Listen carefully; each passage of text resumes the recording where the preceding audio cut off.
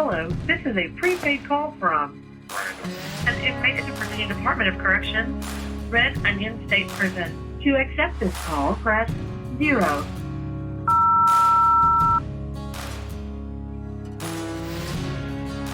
This is Randall Via, currently serving 1,214 years for capital murder and armed robbery.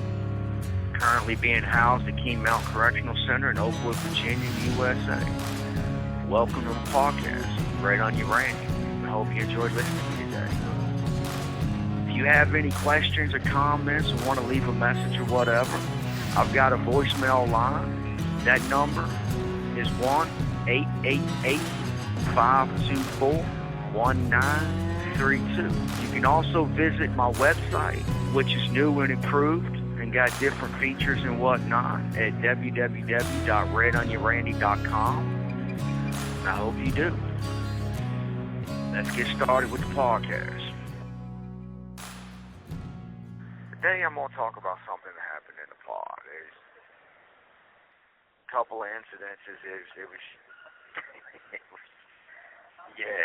was pretty damn funny. I'm not going to lie. I laughed my ass off at what was going on, And the crazy thing is, I've been doing the Red Onion Randy podcast for 6 years now. And except for last year, for the most part, I do everything I can to get an episode out once a week. After 6 years, it's, sometimes it can be tough to come up with ideas, to talk about, to try to entertain or educate or just simply speak on and give my 2 cents worth. It can be difficult. So this morning, talking to my editor, we was scratching our heads and trying to come up with an idea, and I was like, you know what? We pretty much wasted an entire phone call. I'm going to go back in the cell and I'm going to pray. And I did. I asked God, look, I need something. Give me something here. Now, I'm not saying God calls this incidences because, He does not call strife. I won't disrespect Him in such a manner. But He definitely answered my prayers by allowing me to witness some things. So here it is. And Lord, thanks. I needed the help. Oh, by the way, people, look, if y'all have some ideas, by all means, write in, call in, leave them, because we could use some help. Thanks. So, this morning, I woke up a little bit after 4 o'clock, and I guess you'd classify it as a nightmare. I wasn't being chased by an axe murderer or anything like that. It's, my wife is coming to visit me, not this weekend, but next weekend. So by the time this is edited and put up, it'll probably be after the fact that I've already visited with her. And we've been dealing with a lot of stress over it, getting it approved. It was approved, and she tried to log into the system, and the system said she wasn't approved, and we had to get the wardens involved. We had to get Gay Gardner and people in Richmond and back and forth, and we got that. So I guess maybe this was just, the stress of it. But anyway, I'm going to tell the story. So I was in prison, but instead of being in actually the normal visitation room, I was in the library for some reason. And my wife came to see me. And strangely enough, our dog's girlfriend, Lola, who is a pug, cute little thing, adorable as she can be, somehow turned into my daughter. And when the COs came in, while we was visiting and talking, they had a bunch of nude pictures, and come to find out, they had forced them to strip and take pictures of themselves, and otherwise they wasn't going to be able to come visit me, and they really wanted to see me, so they, I'm still pissed about this dream, by the way. And so the COs brought the pictures in and tried to blackmail my wife and me, and, to my wife sending them all of her money. And if I wanted the library job, I had to go along with it and not say anything, and of course, I think, those who've listened to me long enough know that that's not something I'm going to stand for. As soon as I stand up, I wake up. It's 4 in the morning, and I'm too pissed to go back to sleep.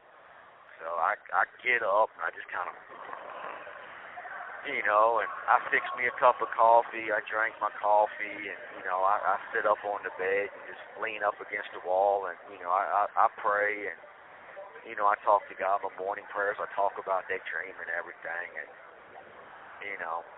I had to actually come out at 6 o'clock because I had to call my wife early because she was going to be working late, and I couldn't call her at my normal time. And I told her about the dream, of course, and, she was, she thought it was kind of funny, to be honest. And she's like, look, honey, I promise I won't take nude pictures, to come in and actually see you. But while I was on the phone with her, oh, wow, this was funny right here. Let me tell you, this was funny. So, you had this one guy, and I'm not actually going to say their names, simply because I'm not going to say their names. I don't snitch even by accident. So you had one guy come out, and he sits in this other guy's spot, and this one guy sits in this spot all the time, like that's his spot. Everybody knows that's his spot. And the one guy just didn't want to move. So they got to arguing and fussing while I'm on the phone with my wife, and the one guy screamed, stand up, fight me, fight me. And, this dude literally let somebody stab him in the face with a ballpoint Bic pen. Blue. I almost stabbed him in the eye, got him right on the bone. If it would have slid to the inside, he would have lost his eye. Hell, he might have died, depending on how deep it would have went. But it slid to the outside, and they poked a pretty decent little hole in it. And he did nothing. He got up, he walked around, I'm going to kill him, I'm going to kill him. Literally did nothing. 2 weeks later, they're actually friends again. They talk, they sit at the table, they eat, this guy's actually challenging this other guy to get up and fight him and calling him a bitch. That's where you draw the line, bro. Stabbing you in the face you're cool with, sitting in your seat, yeah, it's war. I'm telling my wife about it. She's laughing over this. So the one guy's like, man, you know what? And he just screams, and he walks up. I mean, he don't walk. He actually stomps up like a child. Goes to the booth, like, man, open cell such and such and let me back in the cell. So he goes to go back in the cell, and as soon as he steps foot, the other guy jumps up out the chair, or it's a stool at the table, and he runs over, and I mean, he just pulls both hands to his chest and just gets right up on him and pushes the dude in the back, and dude goes flying into the cell, hits the bunk, falls into the floor, and the other guy walks up, sits at the front table and everything, and he's just sitting there, starts working on a puzzle like nothing happened. And the other guy comes running out, and he's just staring daggers at him. And he sits at the table, and I'm sitting here talking to my wife, and the whole time, he's just glaring at the back of this guy's head, no, come on, bro. And he runs around. He's from out of state. He's on an interstate compact because he killed the wife of an Aryan Brotherhood member in the graveyard in Indiana, and for his own protection, Indiana sent him out of state so the Aryan Brotherhood can't actually kill him for that. And he talks about he's a real convict. He talks about he got sent out here for 2 knives. I've cut 2 people's throats in prison. I've fought the COs. I've done all of this crazy-ass stuff. I have the paperwork to prove it, and I've never once got sent out of state for it. And I was actually trying to get sent out of state. and they would not take me, but yet you somehow got kicked out of state for 2 knobs that you did not use. Sure, come up with a better lie. So, I get off the phone with my wife because nothing else is going to happen. And I go on back in the cell and I chill for a while, clean up, make my bed, all that stuff. Actually lay down, get me about a 30-minute nap, which I needed.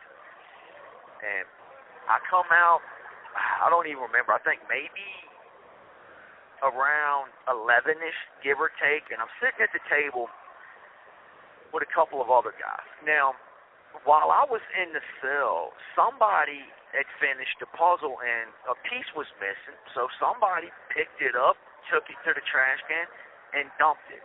And apparently, they decided, what the hell, I'm going to throw the chessboard and the chess pieces in the damn trash, too. The game man comes back in right before lunch when me and, a couple of guys are sitting at the table and we're talking and whatnot. And the one guy at the table with me had all of his artwork and drawing stuff, and he can draw. Like, he's a beast. He's actually doing stuff for Dark Horse Comics. And, had all that stuff sitting back. And since dude had thrown the puzzle pieces in the trash, he got up and he got that box. Because he needed the new box because one of his boxes is getting old, and he's got all of his pens and artwork in it, throws his old box away and everything. So somebody pulls up on the game man and tells him, hey, look, man, somebody threw your stuff in the trash. So the dude goes over there and he's digging through it. He starts screaming, blah, blah, blah, blah, blah, and all that stuff. And so we're just sitting there talking, and he literally goes through the trash and digs out every single piece for a 1,000-piece puzzle for a total of 999 pieces out of the trash can. That first of all, that didn't make no damn sense to me anyway. Like, nobody's going to use that puzzle again. I can understand digging the chess pieces out. They're plastic. You can wash them with soap and water and, put them back out and keep it moving. So he just yells like, man, I need the damn puzzle box back. So this same dude that got pushed in the back, got stabbed in the face, and done nothing. He didn't get stabbed in the face this morning. This was months ago. He decides he's going to get up, walk over to the table, get the box, and just dump it. All of the pens and pencils and markers and everything else that this guy has out on the table. And, go give the box back. So the dude's stuff it belonged to, he got him, man, what the, you don't touch my bro. And he ran up and he pushed him in the chest. Dude goes flying back, almost falls down on his ass. Somebody puts their hand up to stop him from bumping into him, which is the only reason he didn't go ass over tea kettle. You've got the CO in the pod. She witnesses it. She just stops and looks. It's like she's amazed that this dude is that stupid to go dump somebody else's stuff out of a box that doesn't belong to you, and you have no skin in the game. Like, it's none of your business, And he, dude told him, man, swing that. Like, shut your mouth and swing. Like, I just pushed you, bitch. What you gonna do? And the dude is like, I'm a killer. You're a killer, but you haven't done anything. And what makes it even better is the two guys that pushed this dude are cellies.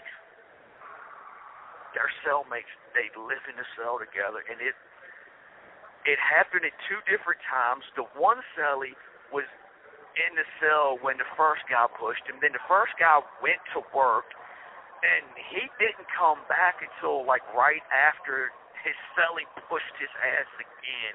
Well, the CO walks over, and it's like, what the hell is going on? What are you doing? And, the one dude's like, man, he just dumped all my shit out the box.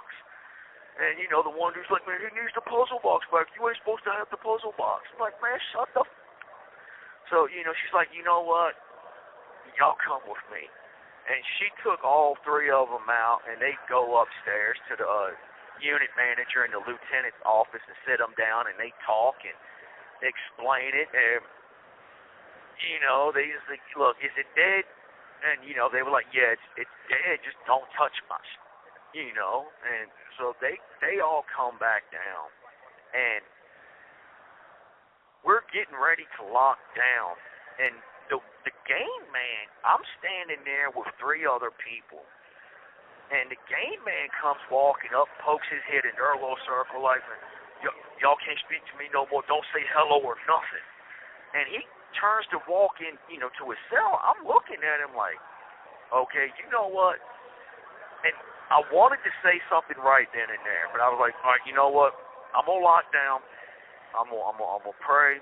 I'm gonna calm down a little bit, because ain't no man gonna tell me who I can or cannot talk to. You can't even tell me I can't talk to you, because if I want to talk, I'm gonna talk. You know, like it's, but you know, I'm like, okay, you know what? Deep breaths here, boy. Deep breaths. I go back in the cell. You know, I fix me a cup of coffee. I clean my bowl out and everything. Where I just eaten lunch, and I sit down. I drink my coffee, and I pray and I talk to God. I'm like, look, you know what, Lord, this is a trigger moment for me. I recognize this, like this, and like this dude actually snitched on his own son in court. He actually testified in his son's case, giving his son a life sentence in prison without the possibility of parole, so he could get less time and have a chance of going home.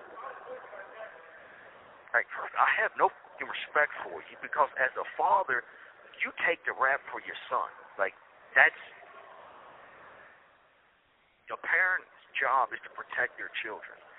You damn sure don't testify in open court against them, and you really ain't going to come up and tell me I can or cannot talk to you or anybody else. Like, you ain't built like that. So I calm down, you know, I pray, and they eventually let us out. I pull up on him, I walk up to his door when he's coming out, and I'm like, look, bro, let's finish this conversation that you started before we locked down. Like, you know, who are you to tell me who I can or cannot talk to? He's like, no, I wasn't telling you. Bro, you came back and like, don't speak to me, don't say hello or nothing. He's like, no, I wasn't talking about me. I was talking about him, because, you know, the one guy, the guy that's been getting his ass kicked all over the place pretty much, he went up there and he snitched and ratted out, you know, the other guy and so on and so forth. And I'm like, right, like, it's still, like, you know, at the end of the day, man, if I want to talk to that dude, whether he's a bitch, a snitch, or not, like, that's on me. You don't have the authority or the power or the ass behind you to tell me who I can or cannot speak to. It's not, it wasn't like that. It was like, no, bro, that's exactly what it was like. You know, but, like, we're good, we're cool. You know, you can't tell me who I can or cannot talk to. And, you have 1 minute remaining. It was funny. I don't know if me telling the story quite does it justice. I wish that I had body cam footage. Like, I'm telling you, the Virginia Department of Corrections really needs to give me my own body cam. If they do that and allow me to send it to my editor, I will have the #1 social media site in existence, because the shit goes on in prison. It's hilarious. And y'all will just, I'm telling you, y'all would love it. Yeah. Man, I wish they'd listen to me. Look, I got an episode out of it, so thank God for that. All right, that's all the time we have for now. I appreciate you listening to me, more than you'll probably ever know. I just want to let you know, don't forget to check out my website, RaidOnYouRandy.com. And for those of you who want to hear more, or you want to listen to the episodes commercial-free, or hear me and my editor discuss a little bit further into the episodes, please go to Patreon, join me, support me. It's only $5 a month, and it will help me. It will help me out a lot. You know, with filing for a pardon and, you know, getting the assistance I need to help get out of prison and, you know, pay for the phone calls and so on and so forth. Thank you for listening. Take care. Stay safe.